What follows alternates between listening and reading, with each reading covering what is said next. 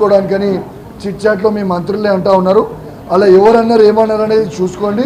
ఇది తప్పకుండా మీరు అమెరికా నుంచి వేయొచ్చే లోపల మీకు బాంబు వేలే పరిస్థితి ఉందని చెప్పి సందర్భంగా తెలియజేస్తా ఉన్నాను. అదేవిధంగా ఇలా నేను ఒక్కటే అడుగుతా ఉన్నాను, హుజురాబాద్ నియోజకవర్గంలో శాచ్యురేషన్ మోడ్లో దళిత బంధు అని ఒక పైలట్ ప్రాజెక్ట్ ఇస్తే రెండో విడత దాదాపు 5,000 మందికి రెండో విడత ఇవ్వాలి. ఆ డబ్బులన్నీ కూడా కేసీఆర్ గారి నాయకత్వంలో వాళ్ళ అకౌంట్లో వేసి ఉన్నప్పటికీ ఆ అకౌంట్లో డబ్బులు ఉన్నప్పటికీ వాళ్ళకి పైసలు ఇవ్వకుండా వాళ్ళ అకౌంట్లన్నీ కూడా బ్లాక్ చేసి పెట్టడం చాలా చాలా బాధాకరం అని చెప్పి సందర్భంగా తెలియజేస్తా ఉన్నాను.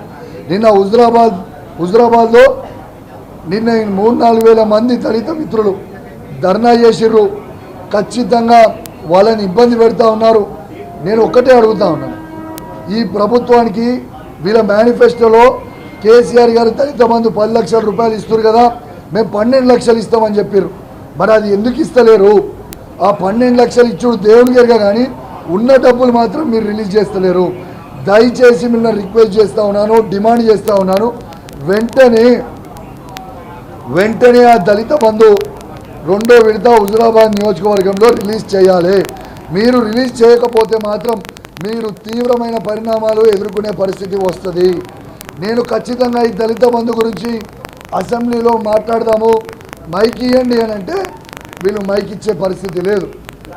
అందుకే ఇవాళ వరకు చూసినా మైక్ ఇస్తేనేమో మైక్ ఇస్తలేరు. కాబట్టి ఇవాళ మీడియా పాయింట్లోనే వచ్చి మాట్లాడిపోతున్నా.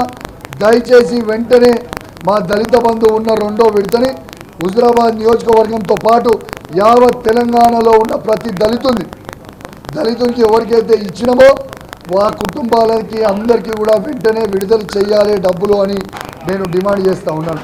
అదేవిధంగా మొన్న హుజురాబాద్ నియోజకవర్గంలో ఒక 15-20 రోజుల క్రితం మేజర్ ఫ్రూట్ షాప్ హుజురాబాద్ టౌన్లో మేజర్ ఫైర్ యాక్సిడెంట్ హుజురాబాద్లో అయింది.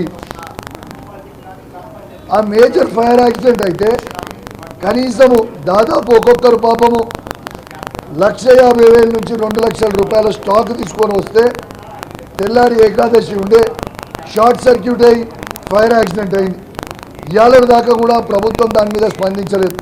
ఒక బాధ్యత కలిగే ఎమ్మెల్యేగా నా జీతం నుంచి 4,10,000 రూపాయలు వాళ్ళకి నేను డైరెక్ట్గా ఒక్కొక్కరికి 10,000 రూపాయల లెక్క ఇచ్చిన, 1,00,000 రూపాయలు పెట్టి షెడ్లు వేయించిన.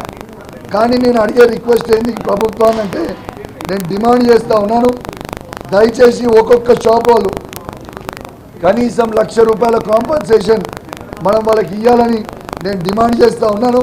ఎందుకంటే వాళ్ళందరూ కూడా పాపం చిరు వ్యాపారాలు చేసుకునే వ్యక్తులు, దయచేసి వాళ్ళకి ఆదుకోవాలి వాళ్ళని నేను ఈ ప్రభుత్వాన్ని డిమాండ్ చేస్తూ ఉన్నాను. ఇంకా అన్నిటికంటే ఇంపార్టెంట్ పాయింట్ కూడా ఒకటి, నా హుజురాబాద్ నియోజకవర్గంలో ప్రెస్ మిత్రులకి నేను ప్లాట్స్ ఇవ్వడం జరిగింది. దయచేసి మా హుజురాబాద్ నియోజకవర్గంలో ఉన్న ప్రెస్ మిత్రులకు ఇచ్చిన ప్లాట్స్ని కాంగ్రెస్ వాళ్ళే కేసులు వేయించి ఇలా ఆపుతా ఉన్నారు, ప్రెస్ మిత్రులని ఇబ్బంది పెడతా ఉన్నారు. నేను చెప్తున్నా, ఇది మంచి పద్ధతి కాదు. ఖచ్చితంగా కేసు వేసిన వ్యక్తి మంత్రి పొన్నం ప్రభాకర్ గారి శిష్యుడు. పొన్నం ప్రభాకర్ గారు, మీకు నా మీద కోపం ఉంటే నా మీద తీసుకోండి, కానీ మీరు మీ శిష్యులతోని కేసు వేయించి ప్రెస్ మిత్రులను ఇబ్బంది పెట్టడం మాత్రం మంచి పద్ధతి కాదు అని చెప్పి నేను మంత్రి గారు కూడా చెప్తా ఉన్నాను. దీన్ని చాలా పెద్ద ఎత్తున ఎజిటేషన్ చేస్తాను.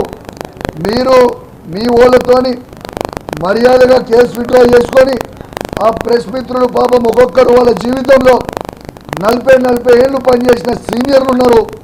వాళ్ళందరూ కూడా వాళ్ళ కడుపు మీద కొట్టడం నీకు తగ కాదు అని చెప్పి నేను చెప్తా ఉన్నాను.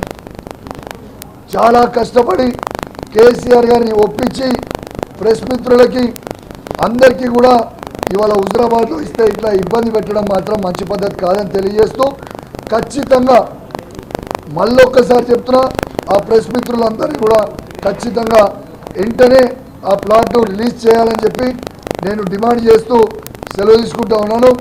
జై తెలంగాణ, జై KCR. Thank you very much.